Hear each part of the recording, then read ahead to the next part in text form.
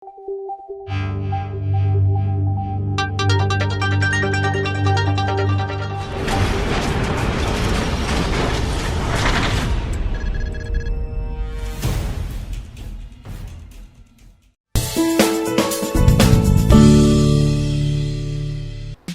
الكرام، مرحبا بكم في حلقه جديده من برنامجكم نسولوا الناس.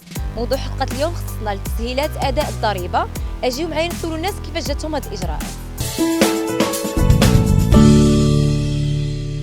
هذه المساله ديال التسهيلات مزيانه للناس ديال اللي عندهم طوموبيلات والناس اللي ما عندهمش طوموبيلات يديروا معاهم شي مزيان. هو مزيان صالح المواطن بطبيعه الحال، ولكن المشكل هما كيقلبوا الحلول غير باش ياخذوا الفلوس. اما حنا باش ناخذوا الفلوس ما خاصنا البرلمان والتصويت والنص كاين والنص ما كاينش، فهمتي. دابا المشكل عندنا حنا كمواطنين التسهيلات كنلاحظوها غير ملي كتبغي الدوله تاخذ من عندنا الفلوس. كنظن بان مساله مزيانه للمواطن، سورتو كو ما بقاتش دابا خاضعه لان خصها تحط في الطوموبيل او شي حاجه ما كتشوفش الطوموبيل، ولات شويه ديال لا كونفيونس ما بين الاداره والمواطن. يعني حتى يشدك البوليس عادي يقول واش مخلص ولا ما مخلصش، ماشي هذا راه باين مخلص هذا ما باين ما مخلصش، تشوا.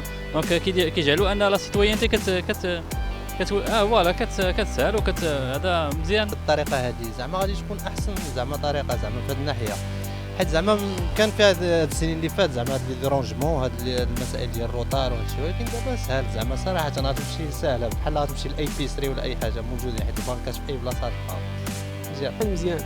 اللي كان غيمشي يخلصها نحسن من غيمشي حتى لبلاصه ولا شد الصف ولا ضيع الوقت ولا شحال من حاجه، خص اللي يخلصها في البنكه الا كان له افضل.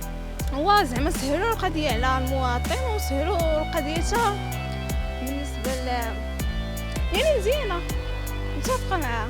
صالح المواطن تكون سهله فاش تخلص في لابون. لا هي مزيان ولا مزيان. دار الضريبه كتخلصي بالثمن اللي كتخلصي به عادي، ديال انك الضريبه خلصتي التسهيلات ولا خلصتي في لابونك راه كتزاد عليك لي بخي، فهمتي. دونك كاين الناس اللي سلكتهم انهم مثلا ما عندهمش الوقت وما عندهمش هذاك، ديك 25 درهم ديال مثلا لابونك كتحسب لك واقع 25 درهم، التسهيلات كتحسب لك واقع شي 12 درهم ولا. الناس اللي مثلا ما عندهمش الوقت وهذا كتبان لهم انها ساهله، يعني يمشي يخلص في لابونك ولا يخلص في هذا. من ناس اخرين كتبان لي هذيك اللهم يمشي يسد الصف، فهمتي، يخلص في دار الضريبه. صحيح المواطن يخلصوا في بنكه ساهل.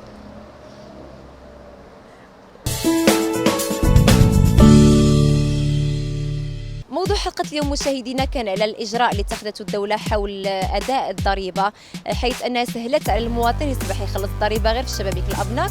وسولنا الناس على هذا الموضوع، فكانت جل الآراء كتقول أن هذا في صالح المغاربة، لكن البعض الآخر كيشوف أنه الأبناك كتضيف عليهم واحد المبالغ وهذا الشيء ما موافقينش عليه.